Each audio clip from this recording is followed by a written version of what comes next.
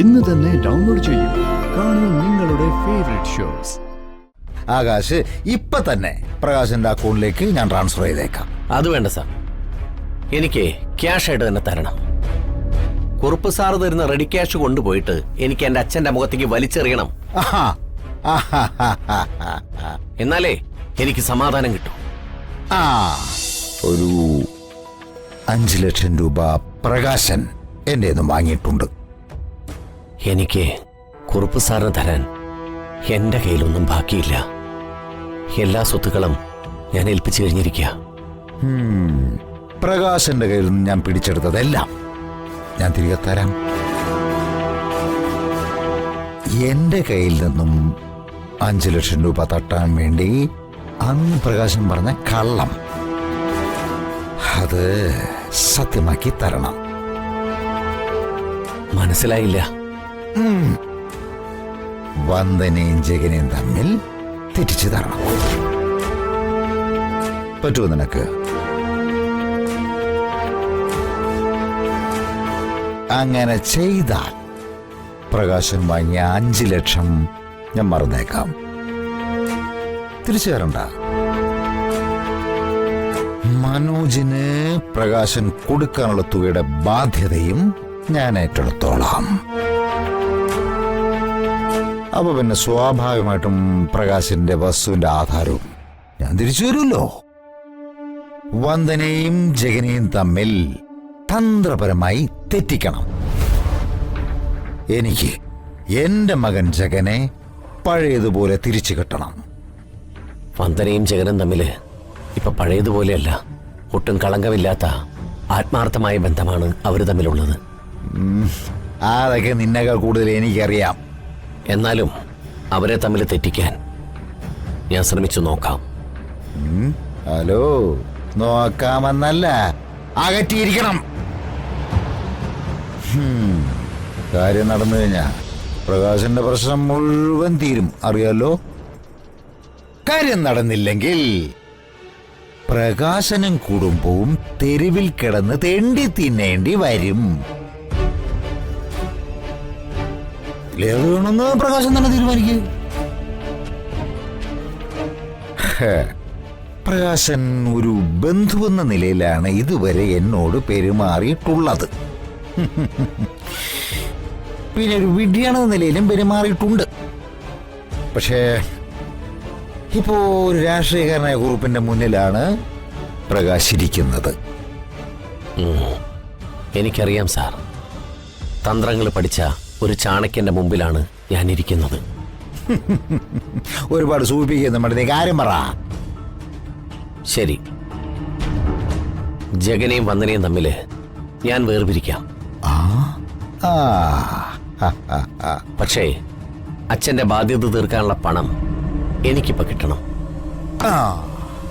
അങ്ങനെ കരളുറപ്പോടെ സംസാരിക്കും പ്രകാശ.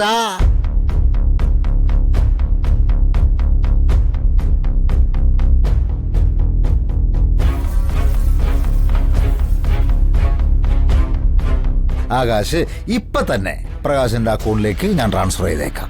അത് വേണ്ട സാർ, എനിക്ക് ക്യാഷ് ആയിട്ട് തന്നെ തരണം. കുറുപ്പ് സാറ് തരുന്ന റെഡി ക്യാഷ് കൊണ്ടുപോയിട്ട് എനിക്ക് എന്റെ അച്ഛന്റെ മുഖത്തേക്ക് വലിച്ചെറിയണം. എന്നാലേ എനിക്ക് സമാധാനം കിട്ടും. ഇതാണ് ആണത്തമുള്ളവന്റെ വീറ്, പുരുഷന്റെ ഉശിര്. നിന്റെ അനിയന് ലവലേശമില്ലാത്തതും ഇത് തന്നെയാ. ആഹാ, ജിതേന്ദ്ര, നീ എവിടെ ഒളിച്ചു കളിക്കുന്ന ഞാൻ കണ്ടേ. അതിനിടയ്ക്ക് ഓടിയോ? പ്രകാശ, ജഗനെയും വന്ദനയും തമ്മിൽ തെറ്റിക്കാമെന്നത് പ്രകാശൻ എനിക്ക് തന്ന വാഗ്ദാനമാണ്. അത് തെറ്റിച്ചാൽ നിന്റെ കാര്യത്തിൽ എന്റെ ഭാഗത്തുനിന്ന് ഒരു വിട്ടുവീഴ്ച ഉണ്ടാവില്ല. ഓക്കെ സാർ, ഞാൻ സമ്മതിച്ചിരിക്കുന്നു. എങ്കിൽ നീ ചോദിച്ച 18 ലക്ഷം രൂപ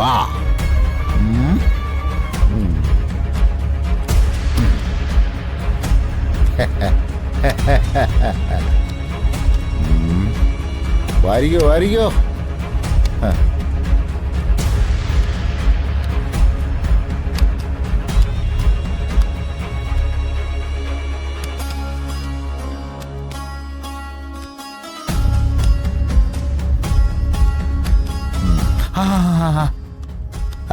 ഇത് കൂടുതല. എന്റെ പുറത്ത് എന്തെങ്കിലും സംശയം ഉണ്ടെങ്കിൽ എന്നെ എടുക്കാം. വേണ്ട സാർ, ഇപ്പൊ മറ്റാരേക്കാളും സാറിന് എനിക്ക് വിശ്വാസ. നിക്ക് ബാഗ് ഫ്രീ.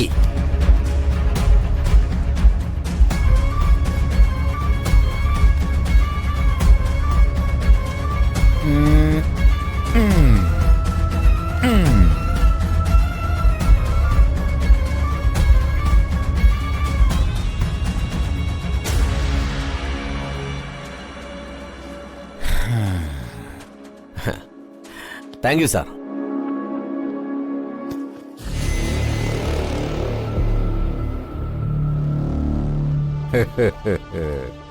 അങ്ങനെ പ്രകാശൻ തവിടുപൊടിയായി കഴിഞ്ഞു.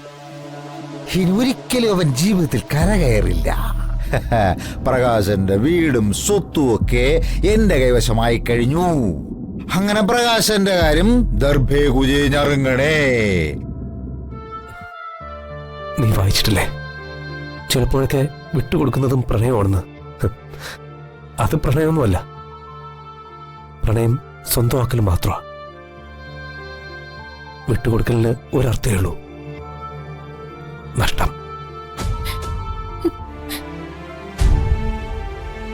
കോടീശ്വരനായ വിക്രമന്റെ ആലോചന വന്നത് മുതൽ നീ വെറുമൊരു പെണ്ണായി മാറി തുടങ്ങി. വിക്രമം മൊത്തമുള്ള നാളുകൾ സ്വപ്നം കണ്ടു തുടങ്ങിയെന്നറിഞ്ഞപ്പോ ശ്യാം അവന്റെ പ്രണയത്തിന് ചിതയൊരുക്കി. ശ്യാമേ, പ്രണയത്തിന്റെ കനലുകളൊന്നും ശേഷിക്കുന്നില്ല. സൗഹൃദം, നിന്റെ നന്മ, സംരക്ഷണം, അത് മാത്രമേ ശ്യാമിന്റെ ഉള്ളിലുള്ളൂ. ഒരാളെ മാത്രം സ്നേഹിച്ച് തോറ്റുപോയൊരാണിന് അങ്ങനെ മാത്രമേ ചിന്തിക്കാൻ പറ്റൂ. മടക്കയാത്രയ്ക്കുള്ള വഴി അടച്ചിട്ടേ അവൻ വിട്ടുകൊടുക്കാറുള്ളൂ.